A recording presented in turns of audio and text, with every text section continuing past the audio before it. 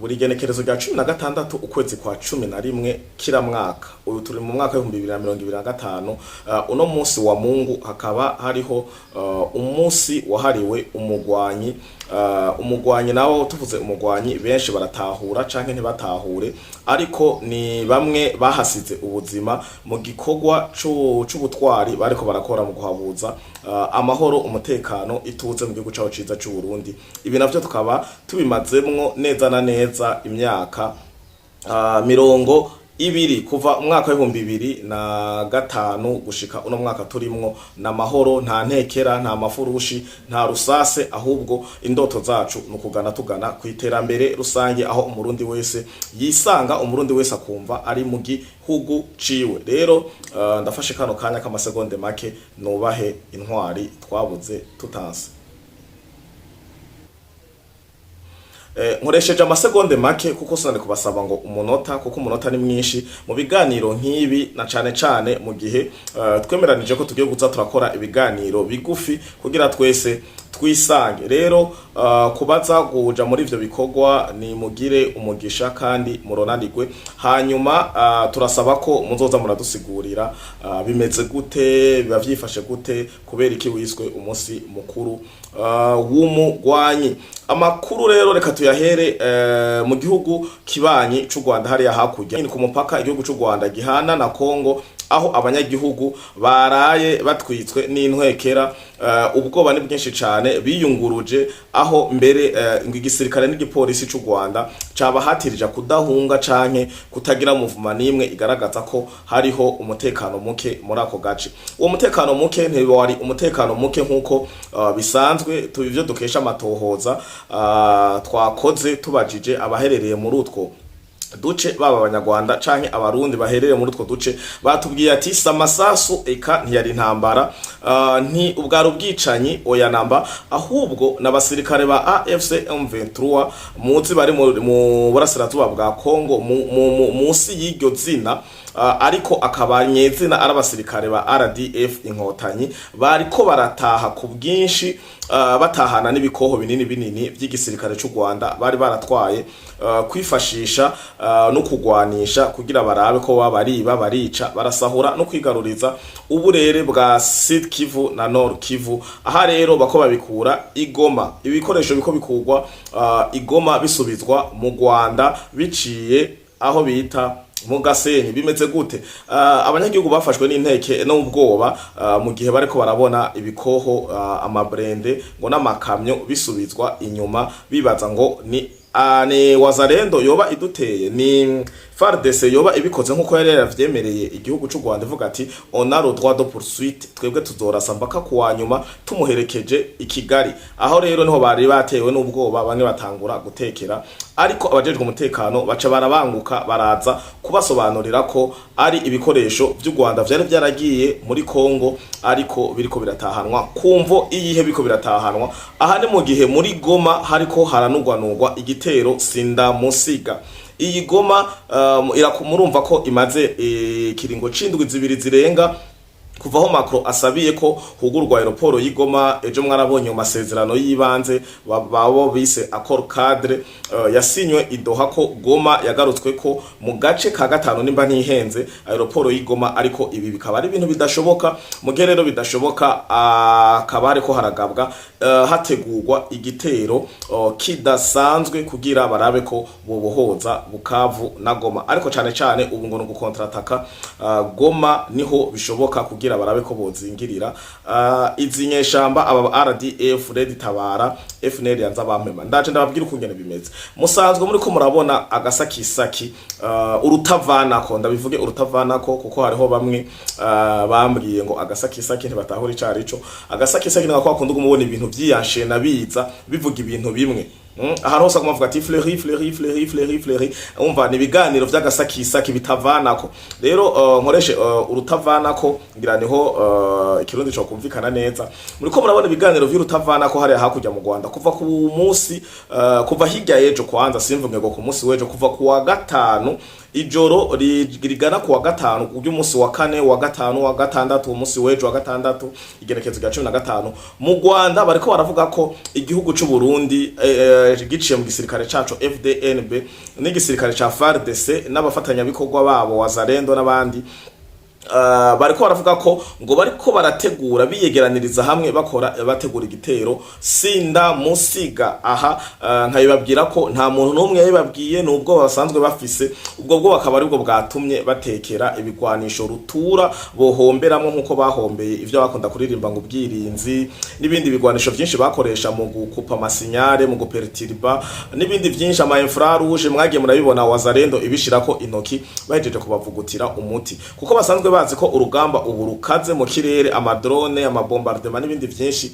bavuga ati ibi bigwanisho vyacu na kare nta rugamba tugifise muri Kongo reka tubisubize mu Rwanda uko niko vyagenze rero aho vyateye ubwoba abene gihugu b'u Rwanda bari muri utwo turere twa Gasenyi bimeze gute iyo bariko baravuga ngo hatewe igitero SINDAMUSIGA ni ku ruhande rwa AFC M23 aho bivugwa ko bariko barategura igitero SINDAMUSIGA cane cane ngo nzibira warikale mu turere twose baheruka kwakwa ama village agera kuri 4 ndaza kuza kwakorera amakuru y'intambara ndabibabwiramwo kuko turamaze n'igihe tutavuga amakuru y'intambara ariko ikitugicishijemwo kuko ariko biri n'umutekano wahungabanye mu Gasenyi abafise abagenzi inshuti abajyango muri ako gace ni mubaze ibi ndababwiye nuko bimeze tugaruke rero kuri CIRGL ibi narabivuze ko mu kiganiro cejo hoho naho ndabashikiriza Kagame ni kubera iki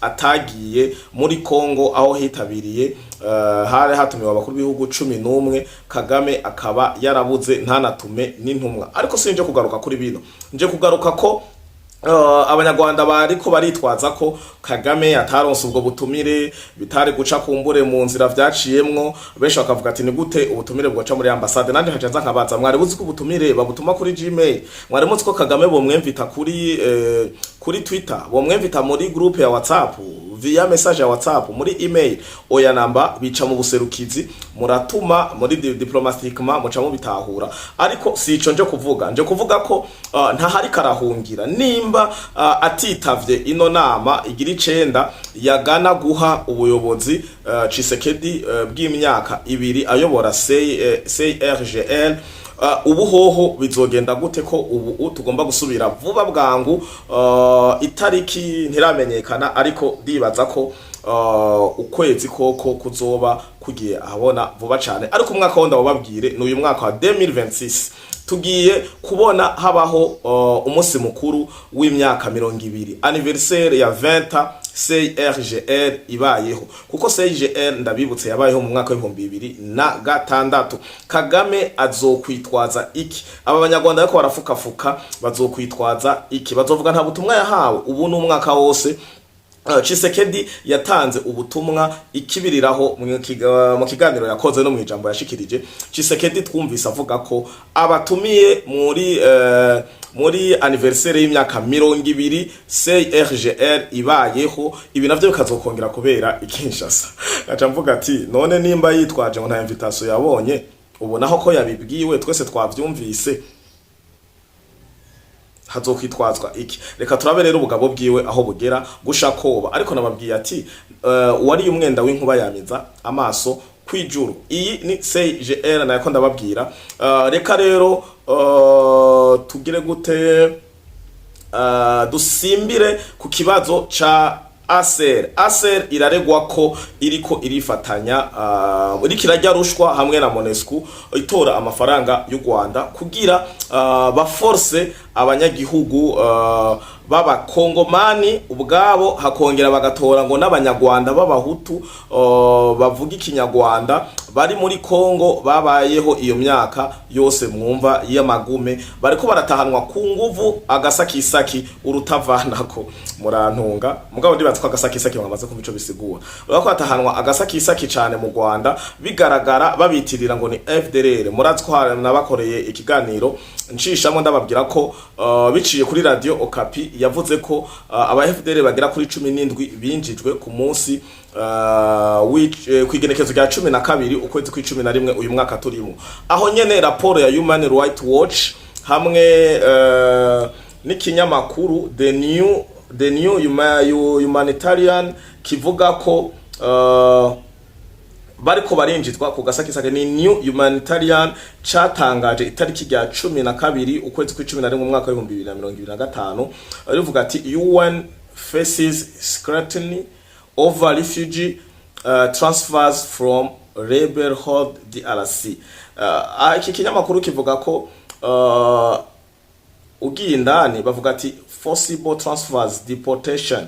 A recent report from 2025 highlighted a situation where the M22 armed group was forcibly transferring civilians, including some who were Congolese nationals, towards Rwanda. Aha baravuga ko mu cegeranyo cyatanzwe muri mwaka wa 2025 kivuga cyane kuri situation iri kirabera mu hariya murasirazuba bwa Congo, aho M23 the M23 armed group was forcibly transferring civilians, including some who were Congolese nationals. Bariko bararungika ku nguvu abasivile babakura muri DRC babatwara mu Rwanda, kandi benshi muri bo bafite nationalite y'abukongomani, benshi ngo n'abakongomani barungikwa mu Rwanda.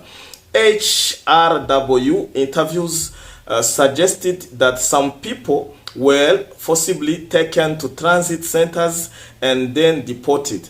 Human Rights Watch bandanye vuga ati ama interview canke ibiganiro bagiye baravuga ati ko abantu bariko baratwagwa ku nguvu bakugwa mu transit ma centre ya batwagwa ma centre de transit aho babacisha hama gacha ba deporting aho batahana ku nguvu mu Rwanda, despite not being registered Rwandan refugees. Kandi aba ngo wagiye kuraba ugasanga ntibanditswe muri Kongo, ntibanditswe canke ntibari mu makambi y'abarefugee. Umva u Rwanda ruvuga ko riko ratahana impunzi, ariko ugiye kuraba abantu bako baratahana ngo nta identité y'uburefugee, statut y'uburefugee bafise. Nivyo niko ndababwira ko bariko baratahana abakongomani ku nguvu babatera ubwoba, siritu banababwira ngo ubu burere murimwo n'uburere burimwo intambara, ni muhave kuko intambara igiye kuba nyinshi. Hama gacaza UNHCR's role under secretary HRW and other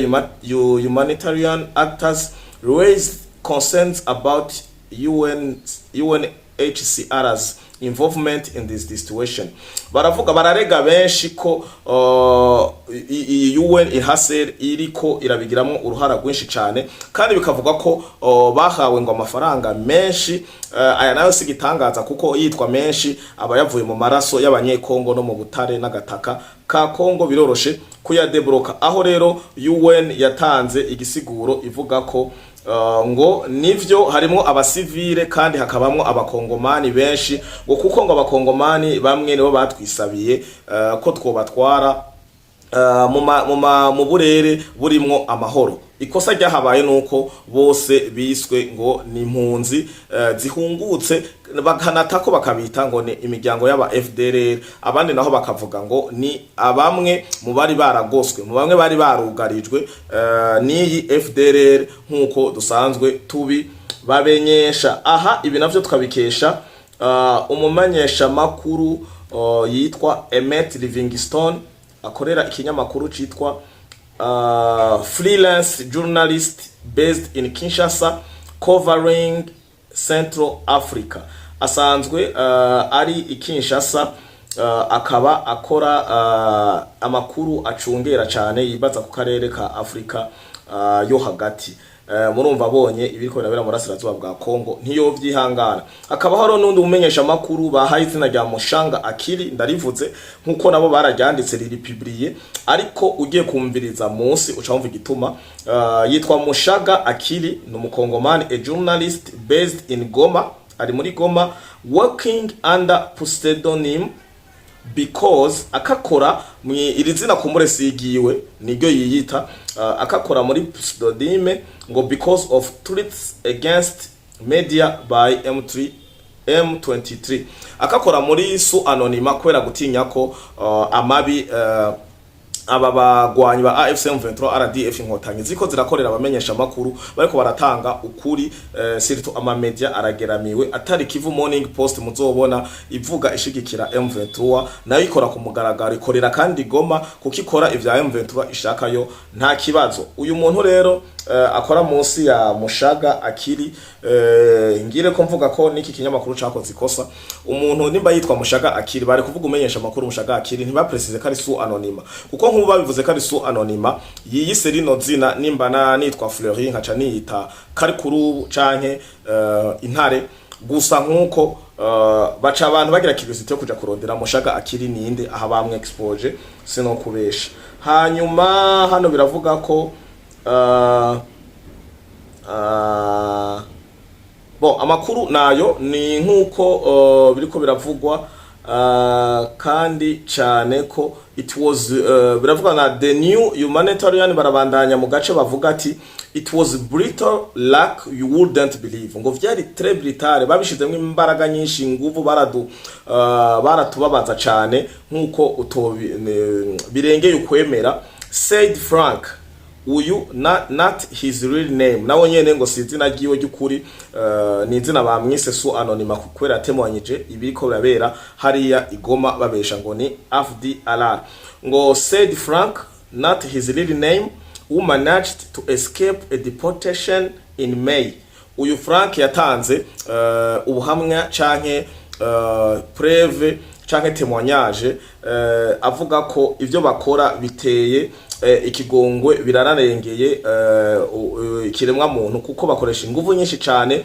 Uyu abishingira ntaye kuko nawe nyene yarakwevye ino deportation bagomba kumutwara mu Rwanda ku nguvu kandi atari umunyarwanda. He said he was rounded up by M23 alongside dozens of men who were originally from Hutu.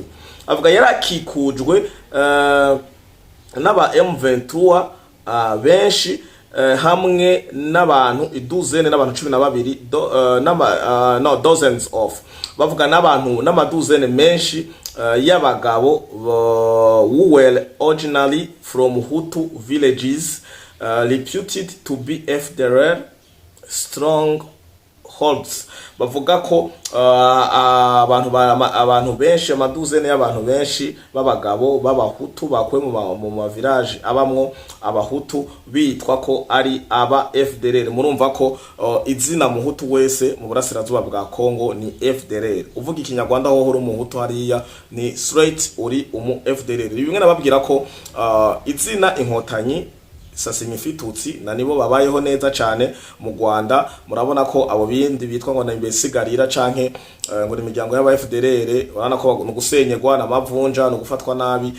Ibi ndabivuga kuko no ngaho muravyumva ko bivugwa muranyihanganira. Bavuga ko de babakuye mu mavirage Hutu mabazi ko aba precisa ira de village Hutu sekira de village Tutsi muri DRC. Murumva ko ari ngorane. Ibi rero bitegerezwa kuvugwa kugira abantu babimenye tumenye n'urugamba tugwana ukungene rusa. Apana vyabinde uje kuvuga moko uje gucanisha mwikisomye ibyanditse. Ibireka mbere ndabagaragaritse ko atari byo nkuye mu mutwe ndabibashirira ko hano turabibashirira ko hano mu vyibonere namwe ko atari byo nkuye mu mutwe.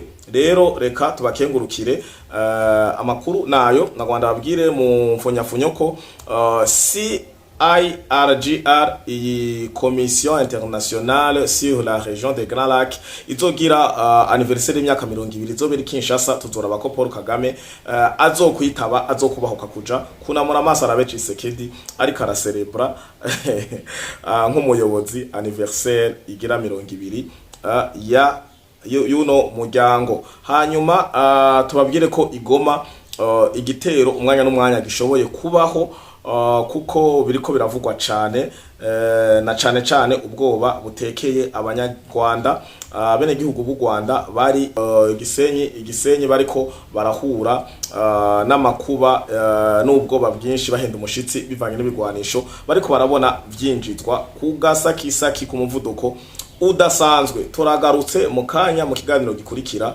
tuvugane kubijanye n'intambara. Ariko hari n'ayandi makuru menshi cyane ajanye n'ubutunzi, aho Kenya, Uburusiya, Uburundi bwa bisa n'abamaze kuja mu muyoboro wo gukoresha yuan, ifaranga riteje umuhagararo muri Amerika. Turaza tubirabire hamwe, tuvyige, tubinonosore, turabe ingaruka, turabe nico bimara nk'umumaro. Turaza tukora ikiganiro, nimwabona dukoze ikiganiro kijanye n'ivya ekonomi, ntimutangare ukunyene duteramana muri bino biganiro, tuze guteramana navyo, dutahure, utongere dutahuzanye, kuko kenshi turavuga ibijanye n'intambara, ibijanye na diplomasi, ibijanye na politiki, tugashira cyane ku ruhande ibijanye na ekonomi ari ryo terambere ry'ibihugu vyacu vya Afrika.